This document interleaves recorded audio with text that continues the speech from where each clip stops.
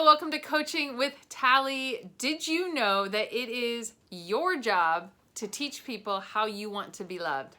We're going to talk about the power of owning your responsibility to get the love that you need and want in your life. We're going to talk about the 5 love languages today and the power of knowing what is most significant to you in terms of the style, the way that you want to be loved, and then how do you get to a place where you can communicate that to other people in a way that doesn't place expectation and demand on them, but invites them to love you in the way that you want to be loved. My name is Tally, and I am a life and personal development coach. I work with leaders to create lives of overflowing joy that are overflowing impact that are centered in joy, really getting leaders aligned to who they most truly are and in a place of overflow in the world. And so today we're talking about teaching people how you want to be loved. So the first step is knowing how you are most effectively loved yourself. So we're going to talk about the 5 love languages. If you already know yours, feel free to comment that below.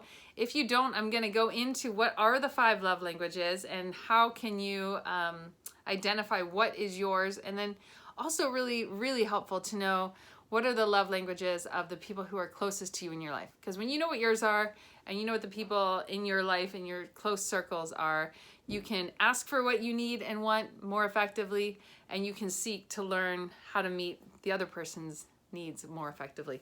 And often one of the big ways that we just miss each other in life and in relationships is that we are trying to communicate love in the way that we receive it to somebody who receives it most powerfully in a different way. And so when you can get that aligned, it's super helpful. It's like speaking a different language. And when you can speak in a language that they hear, it just makes all the difference. And when you can teach people how you hear, that makes all the difference. So the 5 love languages are, we've got quality time. If you're a quality time love language person, you love to have experiences with people, you love to make memories with people. What fills you up is for someone to just say, hey, let's spend the afternoon together, or I'm gonna put you on my calendar Friday evening, let's hang out, let's just be together. You love to connect, to be, to experience life together. So quality time is your love language. If you are a touch love language person, that doesn't necessarily mean sexual touch. It can be any kind of affection, but you just love to be close to. You know a touch love language person because you see when they walk in a room, they're high-fiving people, hugging people, just will stand with their arm around someone or their hand on someone's back. They just are connected in that way, in a physical, affectionate, connective way. So that's quality time touch. The third one is words of affirmation. If you're a words of affirmation person, you get really just filled up. Like it feels like your tank is full when somebody acknowledges you, when they tell you what they value about you, what they appreciate about you, when they encourage your strengths. So verbal affirmation. And you probably give a lot of encouragement to people. You probably look for the best in people and go out of your way to communicate it if you're a words of affirmation person. 4th, acts of service.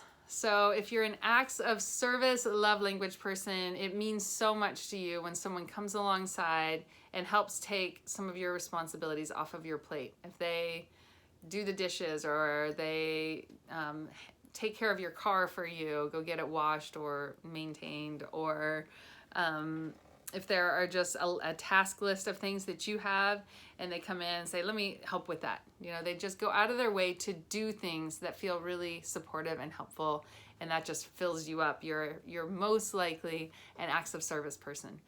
Maybe it's cooking you a meal or picking something up for you, whatever it is, just going out of their way to do things that communicate love. And 5 is gifts. So actual, like, physical, tangible things that someone thinks about, and they could be like extravagant, expensive gifts, but they don't have to be. They can just be some little thing that lets you know that that person knows you, knows what you like and appreciate, is thinking about you when they're not with you. So that is gifts. So we've got quality time, physical touch, words of affirmation, acts of service, and gifts. So which one of those 5 do you feel like you are? Maybe usually there's a couple that kind of float to the surface as being the top 2. So what are your top 2 love languages? And and feel free to comment that below if this is on a platform that you can comment yours below. And think about the people in your life who you're closest to, and think about what theirs most likely are based on the things that seem like they really mean a lot to them, things like that they communicate that they would really appreciate or want, or like that they just get most lit up about. And then think about how often you are giving to the people that you love in your life the thing that communicates love to you. And of course, that makes sense. Your heart is to communicate love. And so you're doing it in a way that you know causes you to feel loved. But if that is not their love language, it might just be kind of missing them. They might be like, I mean, that's okay, but like what I really want is, like, maybe you're doing a lot of things to serve them because your love language is acts of service. But man, all they want is just to hang out with you and spend time with you, or for you to be speaking to them the things that you really appreciate and value about them. They just want to hear that.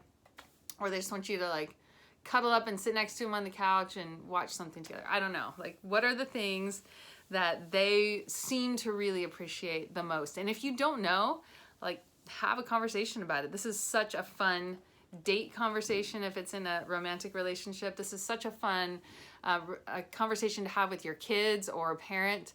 Like, what really means the most to you? What are the things that I do that make you feel most loved? And then get that feedback from people.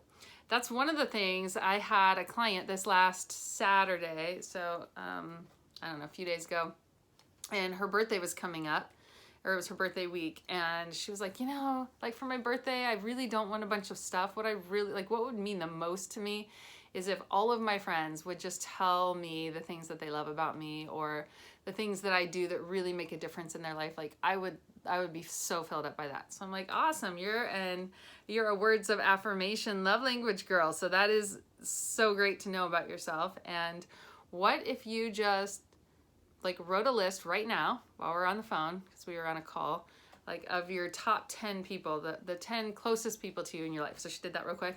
I was like, cool, now when we get off, your homework is gonna be to shoot them a text communicating that what you'd love for your birthday, and give them an out. Like, it's fine if they don't have time for it, but if they have time and want to give you something for your birthday, what you would most love is to get feedback from them about how you make a difference in their life and what they love about you. And so she sent that out, and she's been getting all these beautiful text messages that are just filling her up. She's been getting them, all week.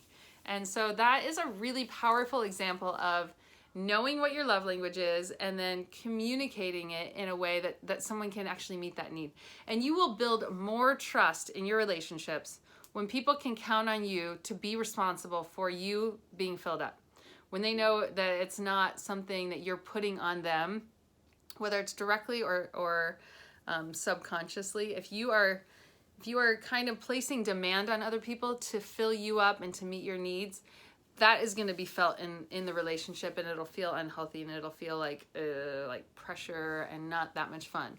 But if you can communicate with no strings attached, with no demand or expectation, just what would really mean a lot to you, and invite someone to that, and letting them know that if they can't do it, or it's not a good time, or whatever, like, there's not a demand there, that you know it's your job to have that need met. And there are so many different ways that you can have that need met. So when you take the pressure off of the people in your life to have to, one, figure out what those things are, to fill those things for you to be okay, and for there to be peace in your sphere, like, that is just going to create a toxic, unhealthy environment. But when you can recognize my job is to figure out how I need to be loved and figure out how to get those needs met, and then invite people, communicate what you need and want without a demand placed on it, that is a secret to having beautiful, healthy relationships. So I hope this supports you. There are free 5 love language assessments online. Gary Chapman wrote the book, The 5 Love Languages, and there's a free assessment. So if you don't know yours, get on there and check that out. And I hope this supports you into having just healthier, more beautiful relationships. Have a beautiful day.